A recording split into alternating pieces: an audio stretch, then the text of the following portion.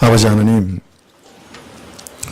참 우리가 이 인생길 살아가는 동안 참으로 하나님의 누구신지를 알고 또 하나님과 화평하고 또 하나님과 항상 올바른 관계를 맺기 위해서 힘쓰는 자들이 다 되게 하여 주십시오.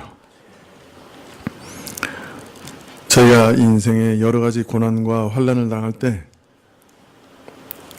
더 하나님께 매달리게 하시고 더 의지하게 하여 주옵시고 또 우리가 하나님을 향하여 기대하는 마음이 늘 있게 하셔서 기도하고 또 기도의 응답이 어떻게 우리 인생 가운데 이루어지는지 기다릴 줄 알게 하여 주십시오.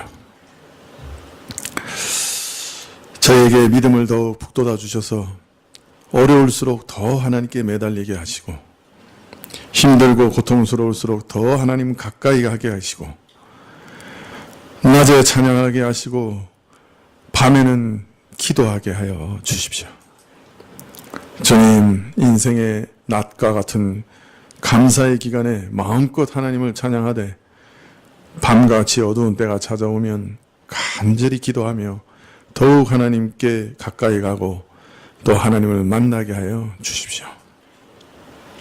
어려운 때일수록 그 어려움을 통해 우리 마음에 무엇을 가르치시고 우리의 어떤 부분을 연단해 가시는지 저희가 기대하게 하시고 또 주께 묻게 하시고 저희 안에 해결할 일들을 속히 해결해 나가는 저희들이 되게 하여 주옵시고 참으로 하나님 앞에서 정직하게 우리 마음을 다 토설하며 우리의 답답함과 억울함과 또 고통과 외로움과 의문들을 남김없이 하나님께 아뢰며 하나님 항상 하나님과 동행하는 저희들이 다 되게 하여 주시옵소서. 저희는 기도하고도 참 믿음이 없어서 하나님께서 그 기도에 어떻게 응답하시는지 또 저희에게 어떤 귀한 대답을 가지고 계신지 기다릴 줄 모릅니다.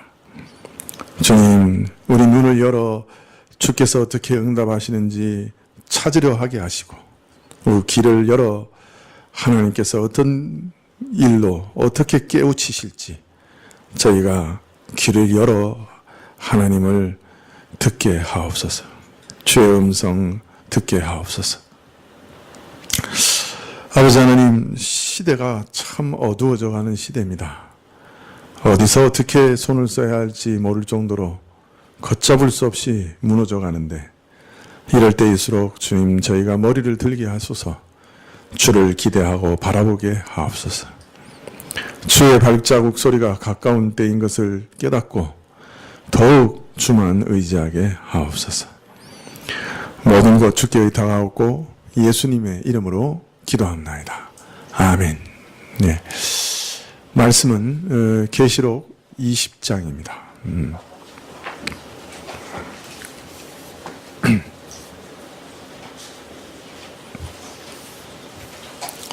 계시록 20장 1절부터 10절까지 한 절씩 교독하시죠.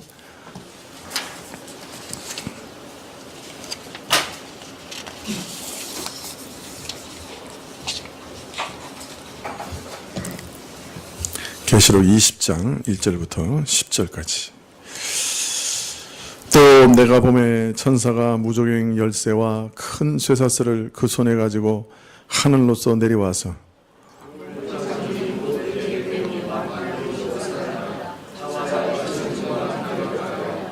무조갱에 던져 잠그고 그 위에 임봉하여 천년이 차도록 다시는 만국을 미혹하지 못하게 하였다가 그 후에는 반드시 잠깐 놓이리라.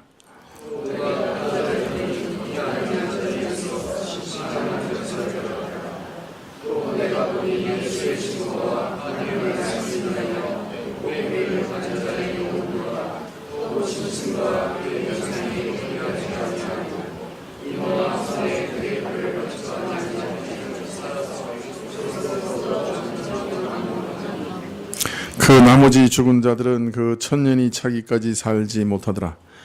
이는 첫째 부활이라.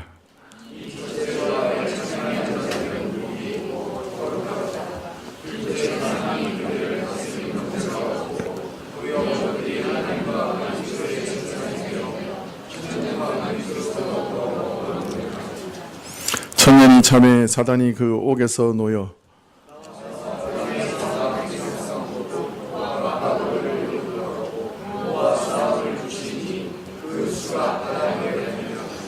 저희가 지면에 널리 퍼져 성도들의 진과 사랑하시는 성을 두르매 하늘에서 불이 내려와 저희들을 소멸하고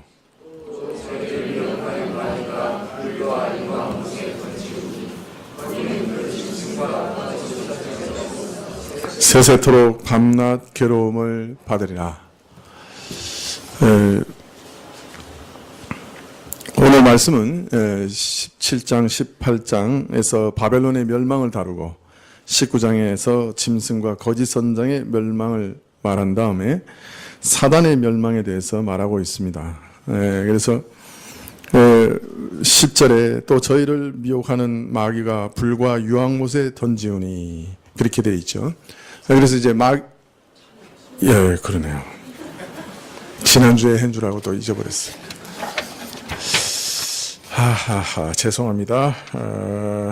사랑구역 특성이 있겠습니다.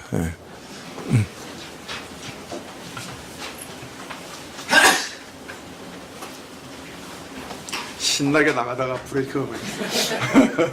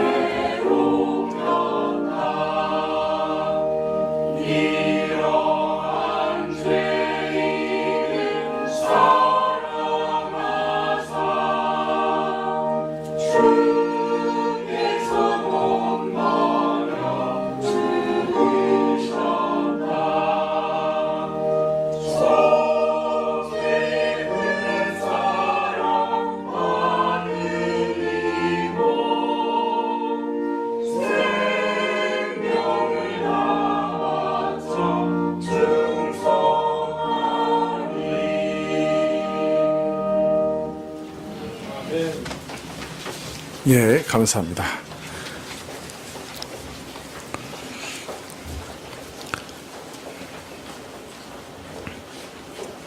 예, 이 10장은 조금 전에 말씀드린 대로 사탄의 멸망을 말하고 있습니다. 그런데 20장은 참 논란이 많은 장입니다. 2000년 동안 논란이 많았어요.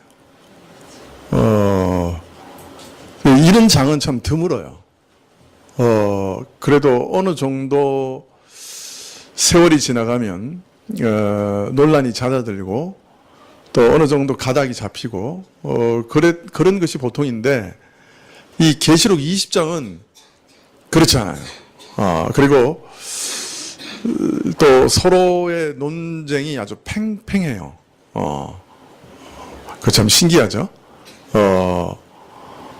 물론 이제 항상 논쟁이 있었던 건 아니에요. 이제 어거스틴 초대교회에 있어서 많은 논쟁은 어거스틴에 의해서 어느 정도 정리가 됐고, 그러던 것이 이제 17세기 이후에 다시 이제 논쟁이 가열된 그런 측면은 있어요. 그러나 하여튼 2000년간 계속 논쟁이 있었던 것은 사실이죠. 그러면 어떤 부분에서 논쟁이 있느냐?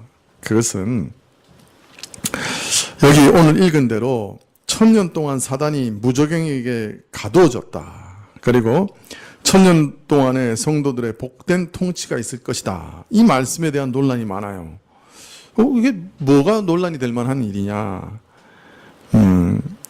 전체적으로 보면 결국 사단의 멸망에 대해서 말하고 있는 것이죠. 그리스도와 사단 사이에, 그리고 하늘의 영광을 입은 고귀한 여인과 참남한 음란한 여인 바벨론 사이에 벌어지는 전쟁, 그것이 그리스도와 교회의 승리로 마감되는 것이 먼저 말씀드려졌고, 또 바벨론의 기반이었던 짐승과 거짓 선지자가 멸망하는 것 또 말씀드렸고, 드디어 이제 20장에는 이 짐승이나 음녀 바벨론의 배후와 기반이었던 사단이 어떻게 멸망하게 될 것인가, 어떻게 영영 망하게 될 것인가, 그걸 알리고 있는 말씀인데, 그런데 이 와중에 천년기라고 하는 것이 들어있어서 참 해석하기가 어렵습니다. 이 천년의 시작은 어떻게 되냐면 사단을 사슬에 묶어 무적행에 가두는 것으로 시작되고, 천년이 어떻게 끝나냐면 이 사단을 풀어놓는 것으로 끝이 나게 됩니다. 그 후에는 큰 전쟁이 있고 사단이 영영 불못에 던지고 말지요. 이처럼 사단의 멸망은 천년기라고 하는 특별한 시대와 아주 밀접한 관계가 있습니다. 큰 흐름을 두고 말한다면 그렇게 어렵지 않아요. 그죠? 바벨론의 멸망, 그 다음에 짐승과 거짓 선자의 멸망, 그 다음에 용의 멸망, 사단의 멸망. 사단의 삼위일체라고 할 만한 건 다 멸망하는 거죠. 그런데 천년기와 관련 지어서 해석을 하려고 그러면 상당히 까다로운 거예요. 특별히 천년기와 관련해서 예수님의 재림과 관련 지으려고 할 때 상당히 어려워집니다. 다른 말로 말하면 오늘 계시록 20장과 성경에 있는 복음서와 서신서에 있는 다른 모든 말씀들, 그러니까 종말에 대한 말씀들과 조화를 시키려고 하면 어려워지는 거예요. 먼저 우리가 여기서 주의해야 될 것 하나는 바벨론의 멸망, 또 짐승과 거짓 선자의 멸망, 그리고 용의 멸망, 이렇게 차례대로 나오니까 이것이 어떤 시간의 순서인가 이렇게 생각하기 쉬워요. 그런데 여러 번 말씀드렸지만 이건 시간의 순서가 아니고 서술 방식의 특징이 그냥 이걸 주제별로 쭉 얘기하고 있는 거예요. 예, 그러니까 먼저 바벨론이 멸망하고, 그 다음에 거짓 선자와 선지자가 멸망하고, 거짓 선자와 그 짐승이 멸망하고, 용이 멸망하고, 이렇게 순서로 멸망하는 것처럼 보이지만, 그러나 여기서 그걸 다루는 게 아니고 어떤 주제별로 다루고 있는 거죠. 그래서 순서대로, 시간의 순서대로 지금 서술하고 있는 게 아니고, 근데 주제별로 다루고 있기 때문에,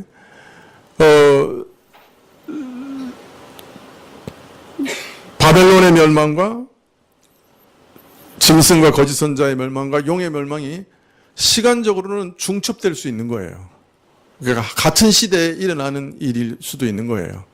그것을 주제별로 따로따로 이렇게 각 주제를 따라 설명하고 있다. 이렇게 생각할 수가 있는 것입니다. 그래서 시간적으로는 중첩될 수 있는 거예요. 같은 시간대에 일어난 일인데 먼저 이 주제를 얘기하고 그 다음 주제를 얘기하고 그 다음 주제를 얘기하고 있다. 이렇게 이해할 수 있어요. 또 그렇게 이해해야 20장을 바르게 이해할 수 있다. 그렇게 생각이 듭니다. 여하간 천년기에 관한 내용은 굉장히 복잡합니다.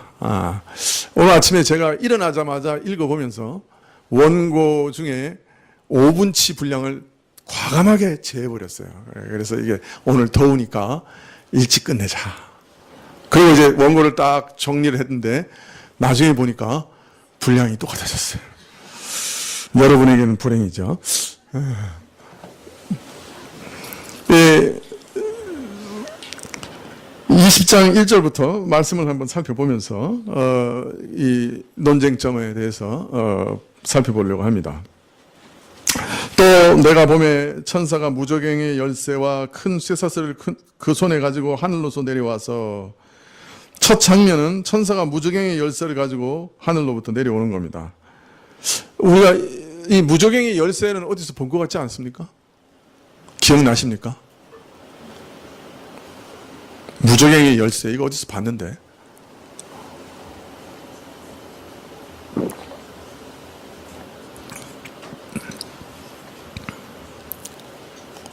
무저갱이에서 뭐 기어 올라왔었는데,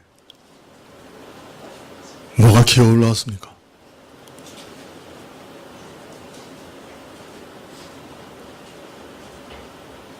막 기어 올라왔는데, 이렇게 얘기했는데 답이 안 나옵니까? 네? 기어 올라올 게 계시록에 몇 개 있습니까? 네? 짐승? 이거 짐승도 올라오지만, 열쇠에 관한 거는 황충. 그죠? 기억나세요? 황충.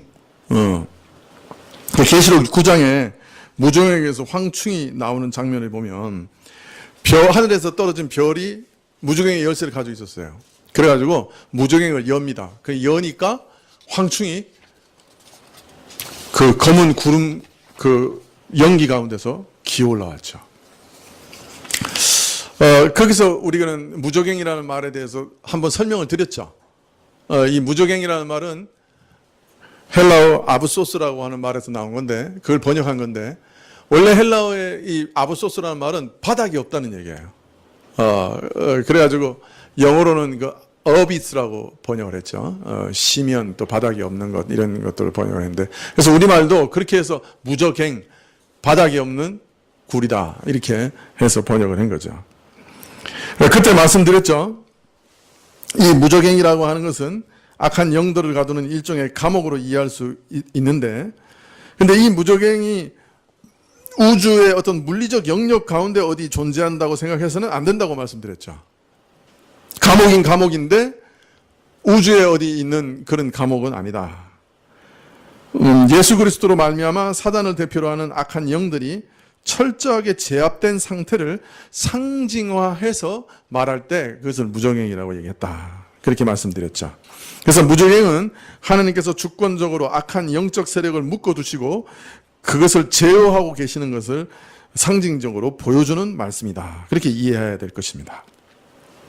자, 그런데 계시록 9장에서는 한 별이 무저갱의 열쇠를 받아가지고 무저갱을 여는 장면, 그래서 무시무시한 황충이 나오는 장면을 보여주고 있습니다. 그런데 오늘 20장 1절에서는 이 무저갱의 열쇠를 왜 가지고 내려온 겁니까? 사단을 무저갱에 가두기 위해서 온 겁니다. 그러니까 여기서 열쇠는 하나님의 주권적인 능력과 통치를 말한다고 할 수 있겠죠. 자, 그런데 이 천사는 사단을 가둘 무저갱의 열쇠뿐만 아니라 또 뭘 가지고 있다고 그럽니까? 쇠사슬을 가지고 있다. 이렇게 말하고 있죠. 그러니까 지금 사단을 확실하게 결박하려고 이 쇠사슬도 가지고 있습니다. 20장 20절부터 보면 용을 잡으니 곧 옛 뱀이요 마귀요 사단이라 잡아 1000년 동안 결박하여 무저갱에 던져 잠그고 그 위에 임봉하여 1000년이 차도록 다시는 만국을 미혹하지 못하게 하였다가 이렇게 되어 있습니다. 사단은 무저갱에 던져졌을 뿐 아니라 감옥에 던져졌죠. 그 안에 큰 쇠사슬로 결박됩니다.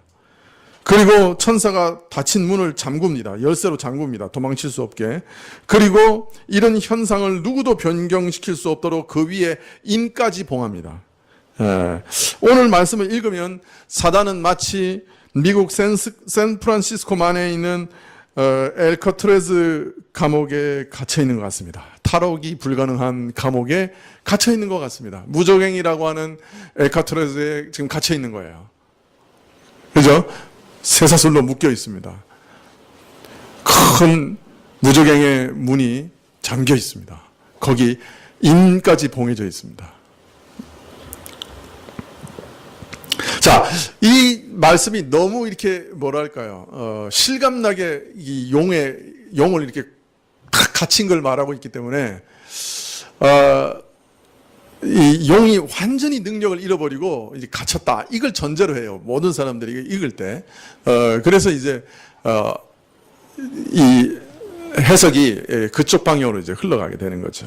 하여튼, 그러나 자연스럽게 읽다 보면 아주 그 강력하게 사단을 이렇게 얽어매고 있다. 이게 완전히 참 가둬놓았다. 이런 생각이 딱 들게 돼 있죠. 표현이. 그리고 사단에 대한 명칭도 재밌어요. 마치 죄수를 감옥에 수감할 때 그 문서에 보면 뭐가 나옵니까? 죄수 이송 문서 이런 딱 보면 제일 먼저 뭐가 나옵니까? 이름 나오고, 그 다음에 죄목 나오고, 죄수 번호 나오고, 뭐 이런 거 쫙 나오잖아요. 마치 그걸 보는 것 같아요. 죄수 문서 번호를 보는 것, 이송 문서를 보는 것 같아요.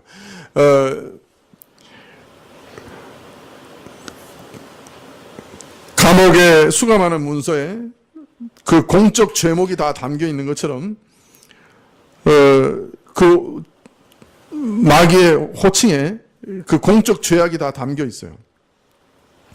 먼저 용이라고 그러고, 용은 계시록에서 믿는 자들을 공격하는 존재죠. 그를 옛 뱀이라고 합니다. 옛날 전과를 다 얘기하죠. 하와와 아담을 속여 세상에 혼돈과 죄를 도입한 전과를 얘기해요. 용 그러면 계시록에서는 그 모든 악의 원흉이죠. 근데 전과를 얘기하기를 얘는 옛 뱀이다 이렇게 얘기하는 거예요. 그러니까 아담과 하와를 속여 인류를 죄로 타락시킨 바로 그 원흉이다. 그리고 또 옛 전과를 딱 얘기하고, 그 다음에 마귀요 사단이다. 마귀요 사단이라는 말은 이게 헬라어 히브리어 이렇게 같은 말이죠. 그러니까 이제 마귀요 사단이다 이렇게 얘기한 거는 지금 현재 얘가 하고 있는 죄를 딱 말하고 있는 거죠. 그러니까 계시록의 용으로서 할 모든 죄, 지금 하나님의 모든 성도들을 대적하고 속이는 죄, 옛날에 아담과 하와를 속인 죄, 그 전체 죄목을 다 나열하고 있는 거죠. 그죠? 그 이름에 쫙 나열하고 있는 거예요. 이해가 되시죠? 그래서 강한 천사가 바로 이 죄수 사단을 무저갱에 던져놓고 결박해서 가두어 버립니다. 사단이 결박되어 있는 기간은 얼마나 기간입니까? 1000년입니다. 1000년 동안 갇혀 있습니다. 무저갱에. 자, 이 1000년기의 해석에 있어서 제일 먼저 떠오르는 질문은 20장의 이 1000년이 문자적인 1000년 통치로 봐야 하느냐, 아니면 상징으로 봐야 되느냐 하는 것입니다. 진짜 1000년 동안 딱 갇히는 거냐, 아니면 이 1000년도 하나의 상징적인 숫자냐, 이것입니다. 그런데 성경에서 이 1000년이라고 하는 표현은 흔히 짧은 순간과 비교되는, 대조되는 장구한 기간, 긴 기간을 나타낼 때 사용되는 용어입니다. 예를 들어 시편 90편 4절에서는 주의 목전에는 천년이 지나간 어제 같으며 밤의 한 경점 같을 뿐입니다. 한 순간 같을 뿐입니다. 이렇게 얘기합니다. 천년은 가장 긴 시간임에도 불구하고 하나님 앞에서는 마치 밤의 한 짧은 순간 같다. 즉 하나님께는 시간이 구애받지 않고 하나님께서는 시간의 틀을 초월하고 계신다 하는 것을 이렇게 말하고 있는 것이죠. 그때 천년은 아주 장구한 시간을 얘기하고 있고 한 경점, 한 순간은 아주 짧은 시간을 얘기하는 거죠. 그래서 이 긴 시간의 대표로 뭐라 그럽니까? 천년이라고 얘기하는 거죠. 천년이 그런데 하나님 앞에서는 한 순간과 같다. 전도서 6장 6절에는 저가 비록 천년의 갑절을 산다 할지라도 낙을 누리지 못하면 마침내 다 한 곳으로 돌아가는 것뿐 아니냐. 사람이 천년의 갑절을 산다 하고도 그 긴 시간을 산다고 할지라도 낙을 누리지 못하는 인생이라고 한다면 결국 모든 사람이 죽음의 종말을 맞아 비참한 끝을 맞이하는 것처럼 그 다 정말 죽음을 맞이해서 끝나버리는 것인데 그가 2000년 동안을 산다고 해도 낙을 누리지 못하면 그 인생이 무슨 의미가 있냐 이렇게 얘기하고 있어요. 그러니까 아주 긴 시간을 얘기하는 걸 뭐라 그래요? 천년의 갑절이다 이렇게 얘기하는 거죠. 베드로후서 3장 8절에는 사랑하는 자들아 주께는 하루가 천년 같고 천년이 하루 같은 이 한 가지를 잊지 말라. 이것도 마찬가지죠. 짧은 기간과 가장 긴 기간을 대조하고 있습니다. 그래서 천년은 성경에서 사용될 때 아주 긴 기간을 상징할 때 많이 사용되고 있습니다. 그러므로 오늘 계시록에서도 천년이라는 숫자는 그냥 문자 그대로 천년을 의미하는 게 아니라 아주 긴 기간을 상징하고 있다고 이해하는 것이 좋을 것 같아요. 또 앞에서도 모든 숫자들은 뭐 14만 4천이나 뭐 한 42달 이건 다 상징이었죠. 그러므로 이 천년도 상징으로 보지 않을 이유가 없는 것입니다.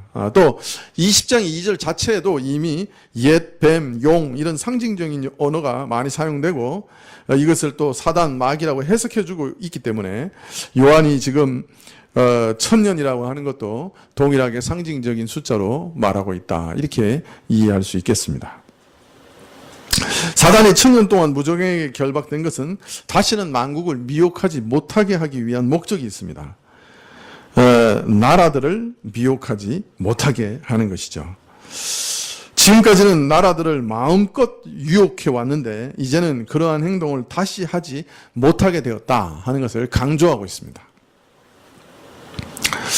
20장 3절 하반절에는 그 후에 반드시 잠깐 노이리라. 근데 문제는 이 천사가 옛뱀을 천년 동안 결박해서 무적행에게 던져놓고 잠근 다음에 영원히 잠기는 게 아니에요. 천년까지만 잠그고 천년이 지나면 반드시 놓아줄 거라는 거예요. 네. 그러니까 이 놓아주는 것도 하나님의 주권적인 능력이죠. 그래서 풀어주는 거예요. 하나님이 풀어주실 거예요. 또 어떤 면에서. 그리고 풀려난 이후에 어떤 일이 일어날 것이냐 그것을 7절 이하에 기록하고 있습니다. 7절부터 보시면 누가 한번 읽어주시겠어요? 10절까지.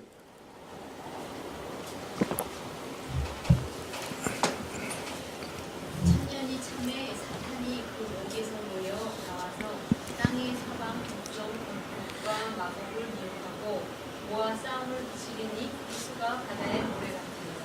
그들이 지면에 널리 퍼져 성도들의 진과 사랑하신 성을 드러내 하늘에서 불이 내려와 그들을 태워버리고 또 그들을 미혹하는 마귀가 불과 유황 곳에 던져지니 거기는 그 짐승과 거짓 선지자도 있어 세세토록 밤낮 괴로움을 받으리라.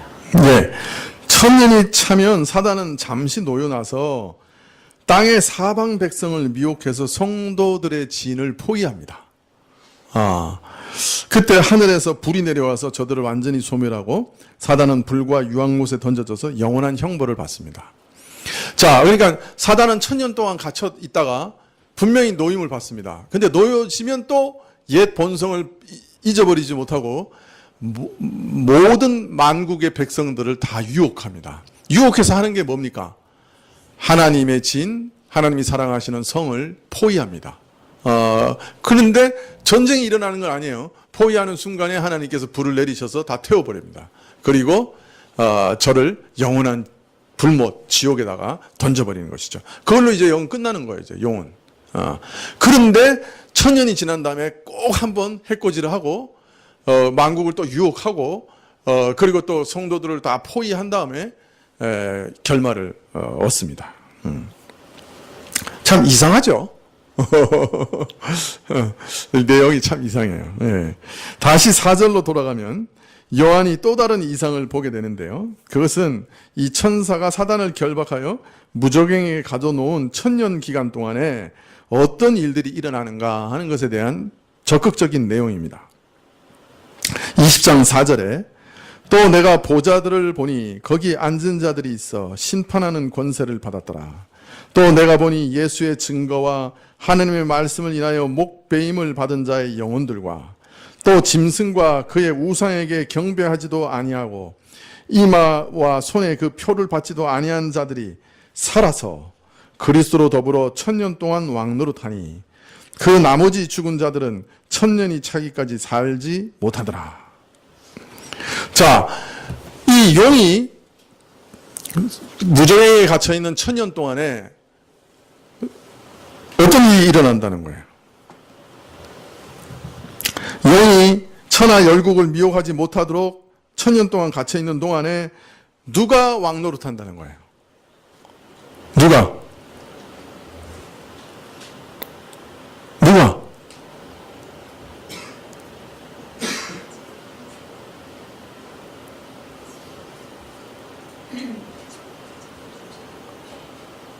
누가?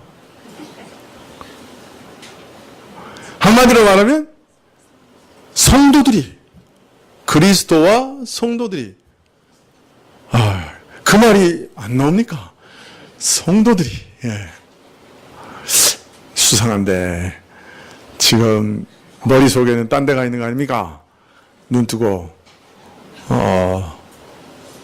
내가 아침에 김밥을 냉장고에 안 넣고 왔네. 그런 생각하고 있는 거 아니겠지요? 자, 여기부터 진짜 중요하거든요. 졸면 안 돼요. 졸아도 됩니다. 어차피 다음 주까지 또 해야 되니까 푹 쉬셔도 됩니다. 이상해요. 이 오후에 5분만 자면 몸이 날아갈 것 같아요. 이상해요. 이러는 분들도 있어요. 예.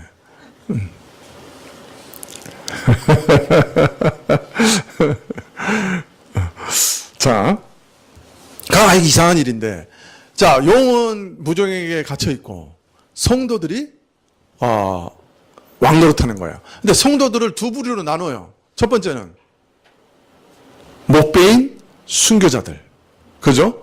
그리고 끝까지 짐승에게 절하지 않은 살아있는 순교자들, 이렇게 나눠집니다. 자, 순교자들은 죽은 사람이겠죠. 목배임을 당했으니까. 그리고 나머지 끝까지 짐승에게 절하지 않은 사람들은 살았을까요? 죽었을까요? 퀴즈. 순교자는 죽은 거 확실하죠. 그 다음에 두 번째 부류. 짐승에게 절하지 않은 사람은 살은 사람일까요? 죽은 사람일까요? 자, 손들기. 이제 살은 자다. 한 사람, 두 사람, 세 사람. 죽은 자다. 숫자 비슷하고. 죽은 사람과 산 사람 합쳤다. 숫자 비슷해요. 셋 다. 세 부류가 다 비슷해요. 근데 힌트는 이거예요. 그 나머지 죽은 자들은 그 천년이 차기까지 살지 못하더라. 나머지 죽은 자들은 불신하는 자들이죠. 천년 동안 못 살았어. 그러면 앞에 있는 사람들은 다 살은 사람이요, 죽은 사람들이요. 죽었는데 부활한 사람, 다시 살아난 사람들이죠. 이해가 되세요?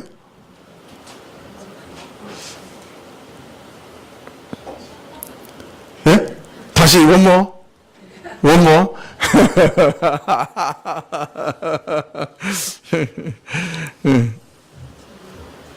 자, 하나님의 말씀과 예수의 증거를 인하여 순교한 자들이나 짐승과 그의 우상에게 경배하지 아니하고 이마와 손에 그 표를 받지 않은 자들은 결국 이 땅에 살면서 믿음을 지킨 자들입니다.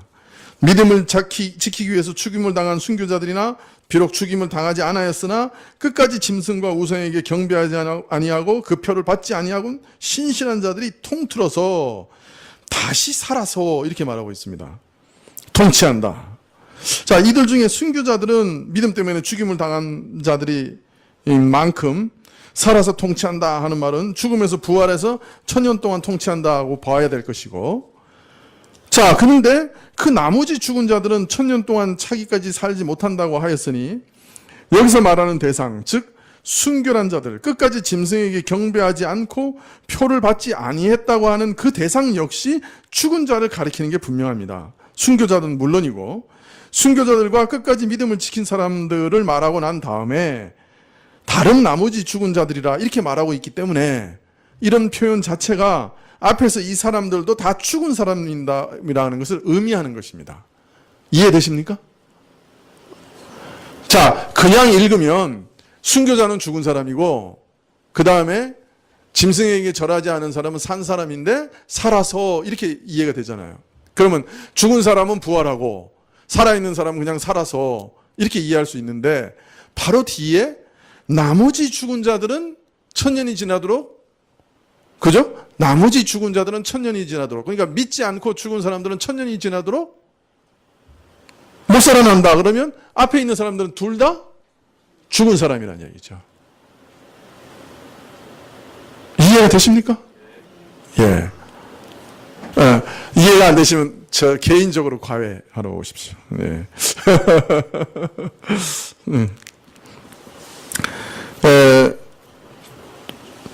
나머지 죽은 자들은 1000년 동안 차기까지 살지 못했다 그랬기 때문에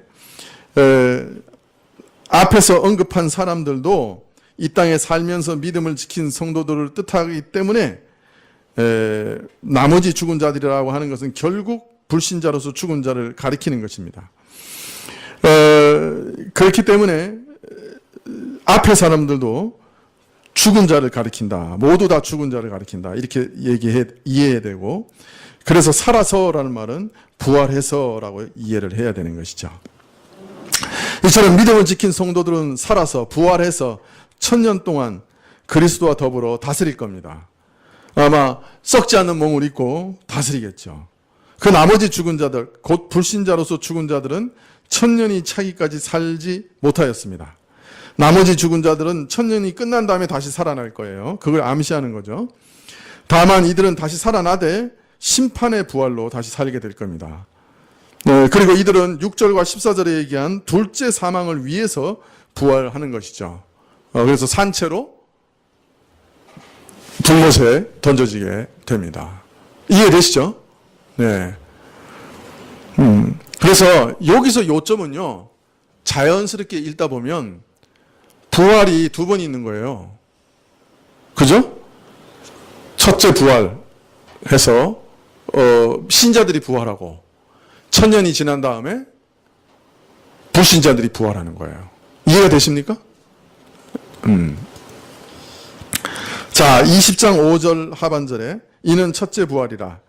이 첫째 부활에 참여하는 자들은 복이 있고 거룩하도다. 둘째 사망이 그들을 다스리는 권세가 없고 도리어 그들이 하나님과 그리스도의 제사장이 되어 1000년 동안 그리스도와 더불어 왕노릇하리라. 이 땅에서 끝까지 인내하며 믿음을 지킨 성도들은 죽음에서 부활하여 그리스도와 더불어 1000년 동안 통치보좌에 앉아 다스릴 것이요. 이것이 첫째 부활이요. 이 부활에 참여하는 자들에게는 둘째 사망이 임하지 아니하리라 말합니다. 나머지 죽은 자 곧 불신자도 죽은 자들과 같이 심판을 위해 부활할 것입니다. 그래서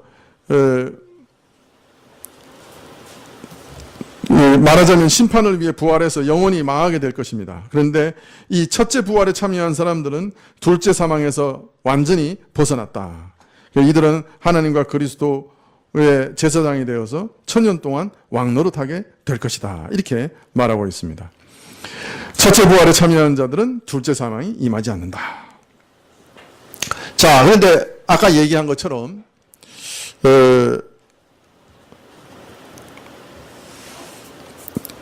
다른 모든 복음서와 서신에서 이 부활이 언제 일어납니까? 신자들은 언제 부활합니까? 네? 언제 부활합니까? 그리스도가 재림하실 때 부활이 일어나죠. 자, 그러면 오늘 말씀을 그대로 쭉 이렇게 읽어봤는데 이 천년기는 언제부터 시작됩니까?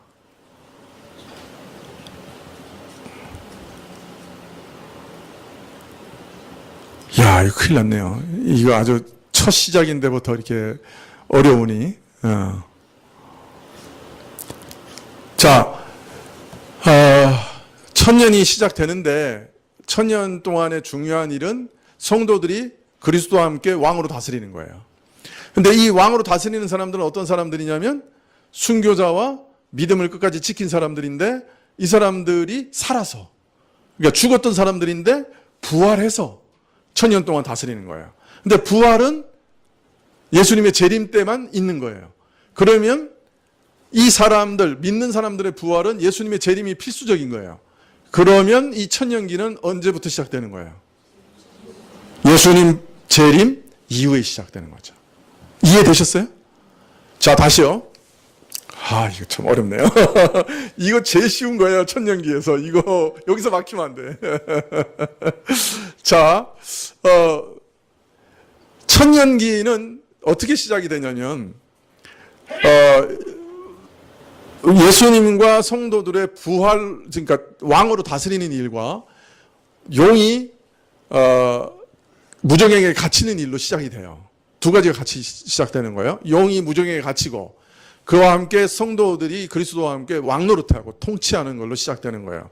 근데 이 사람들의 정체가 뭐냐면 목배인, 이미 순교한 사람들, 그리고 짐승에게 절하지 않은 사람들이 살아서 통치하는 거예요.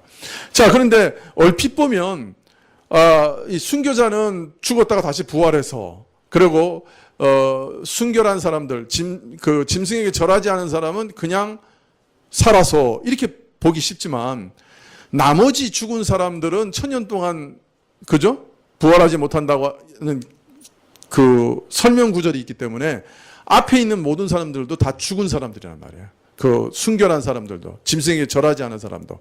자, 그러니까 다른 말로 말하면 천년기는 모든 참된 성도들이 부활해서 그리스도와 함께 왕노릇하는 것으로 시작되는 거예요. 무슨 말인지 이해되죠? 예. 그러면 천년기는 용은 결박되고 모든 성도들은 참으로 부활해서 왕노릇하는 것으로 시작되는데, 그러면 이것을 예수님의 재림과 연결시키면 어떻게 되냐고요? 재림 후에 천년이 시작되는 거죠. 왜냐하면 성도들의 부활은 재림으로 시작되는 거니까. 이해되죠? 그 다음에 모든 믿지 않는 사람들의 부활은 언제 있는 거예요? 이렇게 되면 천년 후에 있게 되는 거예요. 이해되세요? 네. 이해하신 거죠? 이걸 도표로 만들어야 되나 보다. 자, 그래서 자연히 천년기는 그리스도께서 재림하신 다음에 곧바로 이어질 것이다, 이렇게 보게 됩니다. 말하자면 오늘 성경 내용을 단순하게 또 자연스럽게 읽어가면 천년기가 시작되기 전에 주께서 재림하실 것이라고 하는 해석이 나옵니다. 그래서 주의 천년기를 중심으로 봤을 때 재림이 언제 있느냐? 언제 있는 거예요? 천년기 전에 있는 거예요. 그래서 이걸 뭐라 그러냐면 전천년설이다, 이렇게 얘기합니다. 뭐가 중심이라고요? 천년이 중심이에요. 천년기 중에 예수님께서 천년기 전에 오신다. 그걸 뭐라고요? 전천년설이에요. 예. 자, 그러면 건전한 전천년설의 개요를 지금부터 이제 말씀드리려고 합니다. 건전하다는 말이 들어있다는 말은 역으로 네? 불건전한 전천년설도 있다라는 말이겠죠. 천년설이 교회에서 굉장히 종류가 많아요, 사실. 그런데 그걸 크게 세 부류로 나눌 수 있어요. 첫 번째는 전천년설. 천년 전에 재림하신다. 후천년설. 후천년설은 뭐가 되겠어요? 재림 후에 천년이 시작된다. 아니죠. 나도 헷갈리네. 큰일 났네. 후천년설은 천년 전에 예수님께서 오시는 거예요. 맞죠? 아니에요? 다시. 천년을 중심으로 천년 전에 오시는 게 전천년설. 천년을 중심으로 천년 후에 오시는 게 후천년설. 그러니까 천년이 지난 다음에 예수님이 재림하신다는 거예요. 어떤 기한 천년을 지난 다음에 재림하신다. 무천년설이 있어요. 무천년설은 뭘까요?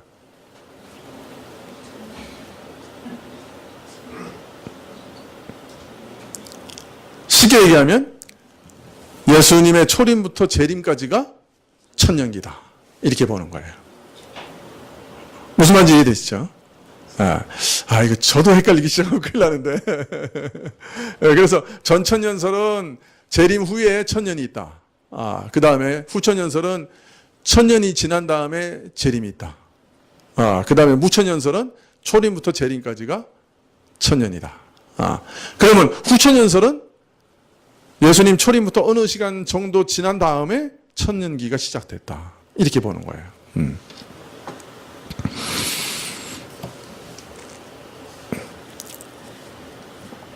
자, 그런데 건전한 전천년설은 상당히 많은 사람들이 주장해요. 우리나라 초대교회 목사님들은 거의 전천년주의자들이에요. 그 유명한 박윤선 박사님도 전천년주의자예요. 박형영 교수라고 하는 그 총신대 아주 유명한 보수주의 교수도 전천년주의자예요. 그래서 한국교회는 거의 전천년설이 주류이다시피 해요. 그런데 전천년설 중에 건전한 전천년설은 이단이라고 안 해요. 그 다 받아들일 수 있다고 생각해요. 그런데 그 건전하지 않는 이단이 있어요. 건전하지 않는 전천년설이 있어요. 여러분 이런 거 들어봤죠? 7년 환란, 대환란. 그 중에 3년 반 있다가 뭐 휴거가 있고, 3년 반 후에 초림이, 예수님의 재림이 있고, 뭐 이런 얘기 들어봤죠? 그거 이제 세대주의 전천년에서 나오는 그런 얘기들인데, 그건 건전하지 않는 전천년. 그래서 그거는, 이단으로 정죄되기도 했어요. 우리가 알고 있는 건 전부 그 얘기예요.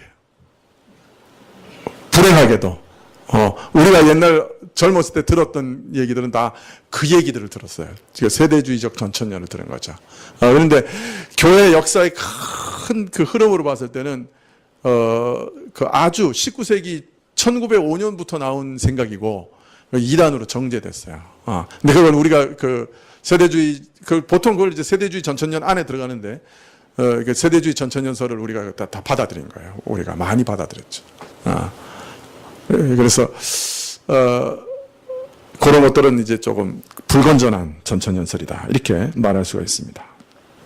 자, 비교적 건전한 전천년설을 제가 한번 요약해서 말씀을 드리겠습니다. 1번, 천년왕국은 예수 그리스도께서 재림하실 때까지 지금 이 세상에 존재하지 않는다. 이게 매우 중요하죠. 왜냐하면 무천년과 후천년은 뭐예요? 재림 전에 천년기가 존재하든지 아니면 초림부터 재림까지가 다 천년이라고 생각하는 거니까요. 전천년은 예수님이 재림하기 전까지 천년기는 이 땅에 존재하지 않는다. 이게 이제 첫 번째 명제예요. 자, 두 번째, 2번. 이 세상은 점점 악해져 가고 주의 재림이 임하여 천년 왕국을 세우실 때까지 더욱 악해질 것이다. 3번. 일반적인 배도와 악의 시대가 주의 재림 앞에 있을 것이다. 4번. 주의 재림 때 모든 시대에 죽은 성도들은 몸의 부활을 받으며 이 몸의 부활이 첫째 부활이다. 이때 지상에 살아남은 성도들은 영화롭게 변모되어 부활한 성도들과 함께 연합할 것이다. 5번, 대환란 직전과 그 시기 동안에 유대인들은 언약의 땅 팔레스타인에 모일 것이다. 주의 재림을 목격한 유대인들은 국가적으로 참된 회개를 하고 주님께 돌아올 것이다. 이렇게 성경을 해석하기 때문에 지금 2차 세계대전 이후에 유대인들이 유대 땅에 나라를 건설하니까 다 어떻게 생각했어요? 재림의 징조다. 곧 이제 주의 재림이 올 거다. 이렇게 생각한 거예요. 무슨 말인지 이해되시죠? 재림 전에 유대 땅에 유대인들이 모여든다. 이렇게 생각을 했기 때문에. 성경을 해석해서 이렇게 결론을 내린 거예요. 이 사람들은. 자, 6번. 예수 그리스도께서 재림하여 적 그리스도와 그 세력을 아마겟돈 전쟁에서 멸하실 것이다. 그리하여 그리스도께서 예루살렘을 수도로 삼고 세상 널리 왕국을 세울 것이다. 이 왕국 안에서 예수 그리스도와 부활한 성도들과 변모받은 성도들이 의의 평화와 번영된 1000년 동안 다스릴 것이다. 자, 그러니까 누굴 다스리는 거예요? 성도들이 부활해가지고 일단 예루살렘에 모여든 유대인들을 다스릴 거다. 그 다음에 아마겟돈에서 죽지 않고 살아남은 불신자들도 다스릴 거다. 이렇게 생각하는 거예요. 그 다음에 7번 1000년 동안 예루살렘과 예루살렘 성전이 재건되고, 왜? 오늘 사랑하는 성이라 그랬잖아. 그죠? 그러니까 1000년 동안 예루살렘 성이 재건되고 축제들과 제사장직과 의식과 제사, 사회제도가 회복될 것이다. 구약의 모든 제사제도 다 다시 돌아온다는. 8번 1000년 왕국 동안 이방인들의 큰 무리가 하나님께로 돌아오고 그리스도의 왕국 백성이 될 것이다. 9번 많은 수의 이방인들은 회개하지 않은 채 1000년 왕국 시기에 그대로 남아서 반역은 하나 파멸은 당치 않는다. 그러나 그 악인들은 그리스도의 철장의 지배를 받을 것이다. 좀 이상하죠? 그리스도가 다스리는데 1000년 동안 회개하지 않고 끝까지 반항하는 자들이 남을 거다. 이렇게 생각하는 거예요. 이게 좀 이상하지 않냐? 그리스도가 직접 통치하시는데 어떻게 그런 일이 일어나느냐? 그러면 이분들이 이렇게 얘기해요. 인간의 부패성을 너희는 모르느냐? 이것은 인간의 부패가 그렇게 지독하다고 하는 것을 보여주는 반증이니라. 이렇게 얘기하십니다. 지금 건강한 천자왕국을 이야기. 예. 불건전한 건 더해요. 예. 제가 그래서 건전한 그랬잖아요. 예. 10번 1000년 왕국 동안 사단은 결박되어 무저갱에 던져 갇혀 있을 것이다. 11번 1000년 기한이 차면 사단은 잠시 동안 노임을 받아 세상 백성들을 유혹하고 거룩한 성 예루살렘과 성도들을 공격할 것이다. 그러나 하늘에서 내리는 불로 파멸될 것이다. 12번 모든 시대에 죽은 악인들이 다시 살아나 둘째 부활을 받고 마지막 심판 이후 사단과 악한 천사들과 함께 유황불못에 던져질 것이다. 13번 새하늘과 새 땅이 임하고 구원받은 성도들의 미래 본향인 천국이 임할 것이다. 자, 이게 건전한 세대주의의 대강입니다. 물론 이거 좀 몇 가지 서로 안 맞는 부분도 있어요. 두 번째 그 재림도 얘기하는 사람도 있어요. 죽은 자의 부활이 또 재림과 연결되니까. 그래서 죽은 자의 부활에 또 예수님이 다시 또 재림하시는 뭐 그런 이상한 일들도 얘기하는 사람도 있고. 하여튼 별의별 변종이 많지만, 이게 대강의 개요입니다, 이게. 자, 읽고 있는 동안에 좀 이상하다는 거 많죠? 그죠? 그 제사를 회복한다는 말이 안 되죠. 왜냐면 그 그림자인데 이제 다 지나간 거예요. 그죠? 그 실체가 오셨는데 다시 제사를 지낼 이유가 없는 거예요. 그런데 이 사람들은 이제 구약과 신약의 모든 말씀을 전천년이라고 하는 틀에 맞춰서 해석하다 보니까 이렇게 해석이 되는 거예요. 그러나 복음서나 다른 모든 성경들은 종말에 대해서 얘기할 때 그리스도의 재림을 축으로 해서 다른 사건들을 배열합니다.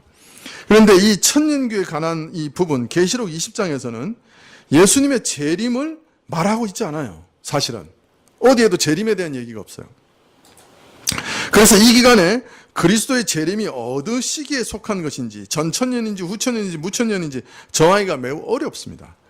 20장에서 최후의 심판까지 얘기해요. 나중에 쭉 읽어보시면 저 백보자 심판 다 나옵니다. 근데 분명히 재림 후의 일을 지금 얘기하고 있는데 20장에서 과연 천년기까지도 재림 후의 일로 봐야 되느냐, 아니면 재림 전에 청년기가 있는 걸로 봐야 되는가, 그게 어려운 거예요. 왜냐하면 재림에 대한 명백한 언급이 아예 없기 때문에. 그런데 더욱이 다른 성경과 비교할 때 좀 어렵습니다. 마태복음 24장에는 복음이 모든 민족에게 전파되면 천년기가 아니라 끝이 온다고 완전한 끝이 온다고 얘기하고 계세요. 그리고 예수님께서 재림할 때 뭐라 그랬어요? 번개가 비치는 것처럼 오셔서 모든 사람을 내 앞에 모을 거다, 이렇게 얘기하고 계시죠. 특별히 요한복음 5장 28절 이하에 보면 이를 기이 여기지 말라. 무덤 속에 있는 자가 다 그의 음성을 들을 때가 오나니 선한 일을 행한 자는 생명의 부활로, 악한 일을 행한 자는 심판의 부활로 나오리라. 이 말씀을 들으면 예수님께서 재림하실 때 생명의 부활과 심판의 부활이 동시에 있는 것처럼 느껴져요. 그죠? 음성을 들을 때 오는데 그때는 생명의 부활로, 또 그죠? 심판의 부활로 이렇게 일어날 거다고 얘기하고 계시니까. 그래서 어려운 거예요. 무슨 말인지 이해되시죠? 전천년기에서는 생명의 부활과 심판의 부활을 천년의 간격이 있다고 보는 거예요.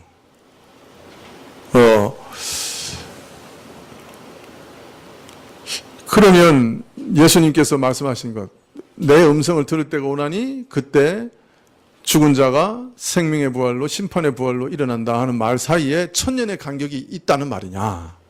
뭐 불가능한 일은 아니에요. 이사야 같은 경우에는 초림을 얘기하다가 갑자기 재림을 얘기하고, 재림을 얘기하다가 갑자기 초림을 얘기하고 막 이런 경우 많아요. 그러니까 아예 불가능한 일은 아닌데 뉘앙스로 봤을 때는 아니에요. 그죠? 이 천년인 기한이 있다. 이건 좀 생각하기 어려워요. 이처럼 생명의 부활과 심판의 부활을 동시에 말씀하시는 것을 생각하거나, 재림 후에도 천년기가 있고 또 다시 사단과의 전쟁이 또 있고 사단에 미혹받는 일이 또 있고 성도들에 대한 위험이 여전히 있고 이런저런 일이 계속될 것이고 생명의 부활과 심판의 부활이 천년이나 떨어져 있다. 이것은 상당히 기대하기 어렵다. 그래서 천년설이라고 하는 것이 모두 각 나름대로 장점과 약점이 있지만 성경 전체와 비교시 전천년설은 여러 가지 단점이 많다. 그렇게 말할 수가 있습니다. 하여튼 이런저런 이론에서 이 천년기의 시기를 정하는 것은 참 어려운 일이다 하는 걸 다시금 말씀드리고요.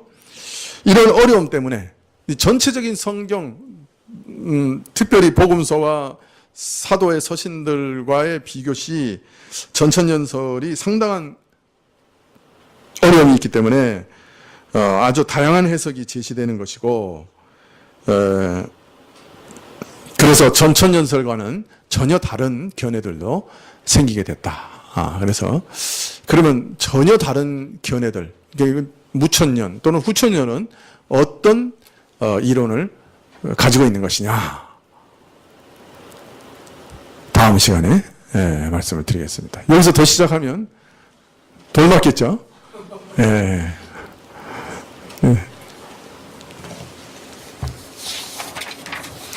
어떻게 이해가 되시죠? 예.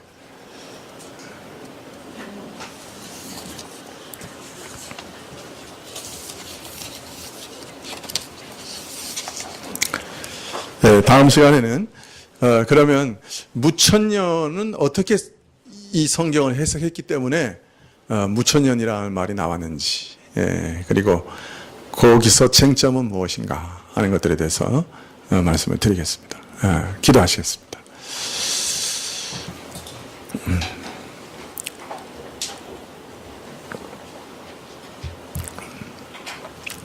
아직 우리가 겪지 않은 일이요, 또 앞날에 있을 일들에 대한 예언을 우리가 해석해야 하기 때문에 저희에게 많은 어려움이 있습니다.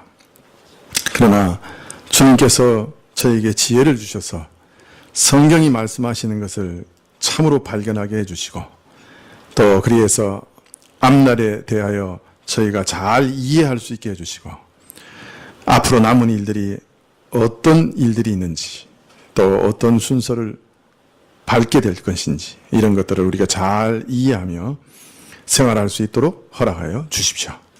예수님의 이름으로 기도합나이다. 아멘. 예.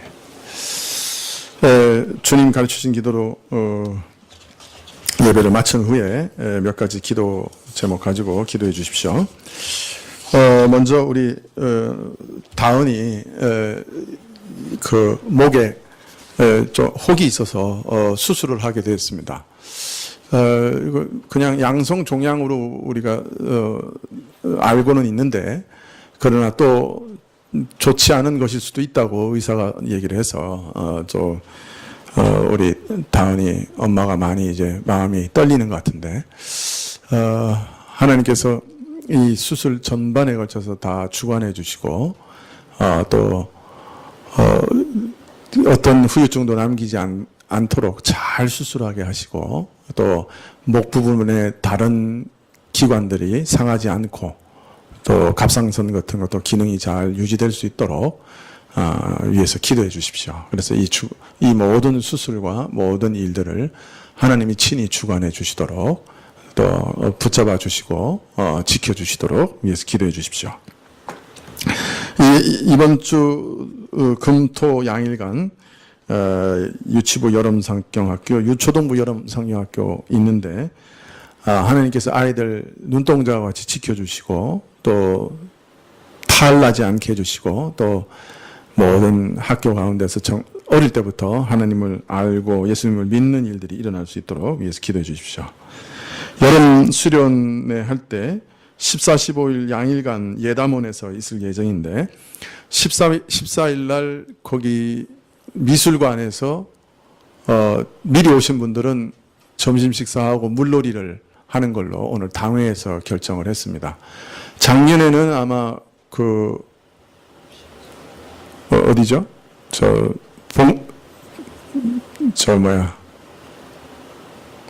봉사부 말고 지도부, 친구부에서 아마 거절한 안이셨던 것 같은데 올해는 당회에서 그냥 와서 하루 정도 휴가를 즐기시면 좋겠다. 그냥 그렇게 해서 오셔서 노는 걸로 그렇게 결정을 했습니다. 그래서 미리 오시는 분들은 오셔서 물놀이 하시고 점심 식사 하시는 걸로 그렇게 했습니다. 근데 거기서 염려되는 거는 이제 물놀이 할 때 안전 같은 거, 개울물이 갑자기 불 수도 있고 비가 오면 그래서 그런 안전이나 이런 것들 하나님께서 붙들어 주시고 또 나이가 많으신 분이라 70 지금 아마 한 5세, 6세 정도 되셨을 거예요. 목사님이. 나이가 연배가 많으신 분인데 더위에 3번 연속으로 또 설교를 하셔야 되니까 목사님 건강을 지켜주시도록 위해서 좀 기도해 주시고 또 많은 은혜가 있도록 위해서 기도해 주시면 좋겠습니다. 예, 주님 가르치는 기도로 예배를 마친 다음에 우리 다은이하고 또 여름에 있는 모든 행사들 위해서 기도해 주십시오. 하늘에 계신 우리 아버지여, 이름이 거룩히 여김을 받으시오며 나라의 임하옵시며 뜻이 하늘에서 이룬 같이 땅에서도 이루어지이다. 오늘날 우리에게 일용할 양식을 주옵시고 우리가 우리에게 죄 지은 자를 사하여 준 것 같이 우리 죄를 사하여 주옵시고 우리를 시험에 들게 하지 마옵시고 다만 악에서 구하옵소서. 대개 나라와 권세와 영광이 아버지께 영원히 있사옵나이다. 아멘.